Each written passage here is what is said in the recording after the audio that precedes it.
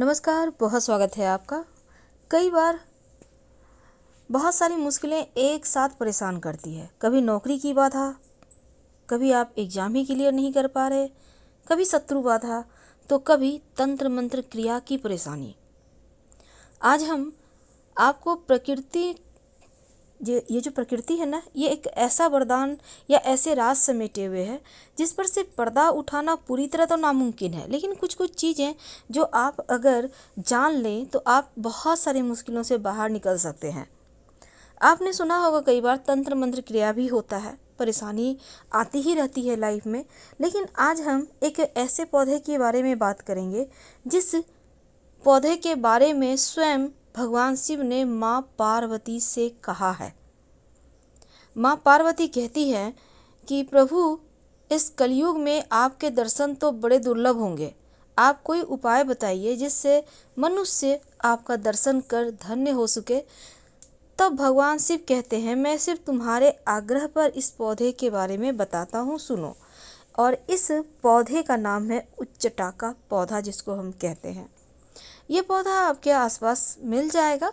कई बार ये चूँकि बारिश के मौसम में ज़्यादा दिखता है, गर्मी के मौसम में थोड़ा पहचानना मुश्किल हो सकता है क्योंकि पेड़ पौधे सूखने लगते हैं।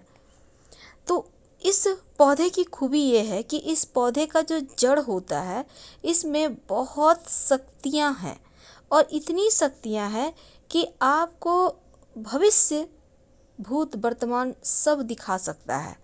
इसको बस आपको थोड़ा सा सिद्ध करना है।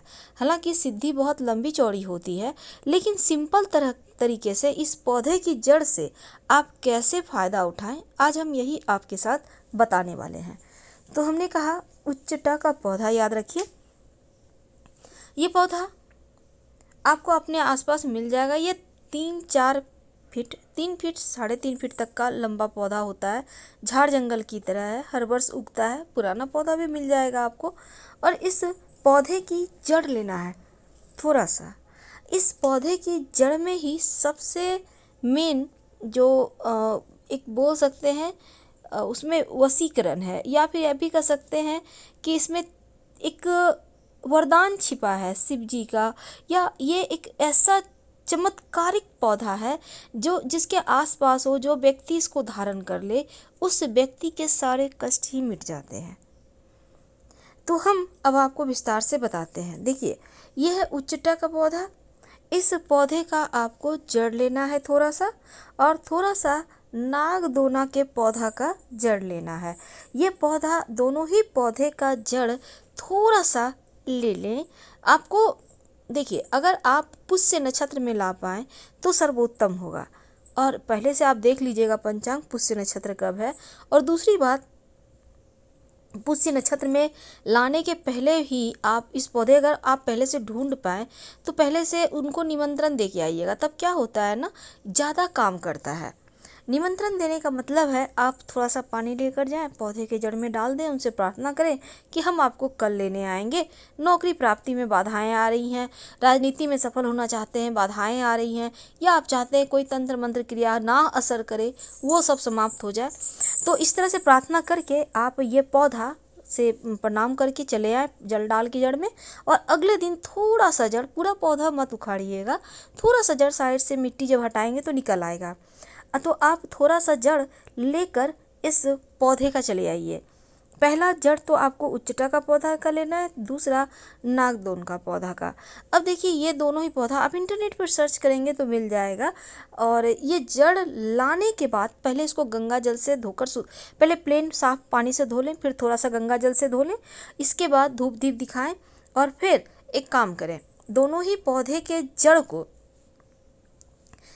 ये उच्चटा का पौधा है और जो नागदोन का पौधा है ये वाला आपको लेना है। ये जो पौधा आप देख रहे हैं ना, बिल्कुल रस्सी की तरह दिख रहा है, सांप की तरह, तो इसका ही जड़ लेना है आपको। हालांकि ये 2 तरह का होता है। एक जो ये है, इसका प्रभाव ज़्यादा है, और इस वाले को आपको नहीं लेना। ये इसका भी नाम नागदोन है, पर इसको आपको नहीं लेना, सिर्फ वो वाले पौधे को लीजिएगा। तो इसका जड़ ले लें थोड़ा सा। अब दोनों जड़ को आपको, जैसे हमने कहा, धोकर अच्छे से धूप दीप दिखाइए। फिर आप एक और काम कीजिए, इसके बाद थोड़ा सा सिंदूर ले लें। सिंदूर कौन सा लेंगे? अगर आपके पास कमियां सिंदूर है तो ले लें, नहीं तो नॉर्मल जो सिंदूर होता है ऑरेंज वाला उसको ले लें, या लाल वाला भी ले सकते हैं, जो भी आपके पास अवेलेबल हो। फिर चांदी की ताबीज में इसको भर दें। सिंदूर में जो आपने जड़ को लगा के रखा है थोड़ा थोड़ा जड़ लेना है, उसको सिंदूर में लपेट कर चांदी की ताबीज में भर लें और फिर इसको काले धागे में आप गले में, कलाई में, बाह में या पॉकेट में भी रख सकते हैं, धारण भी कर सकते हैं।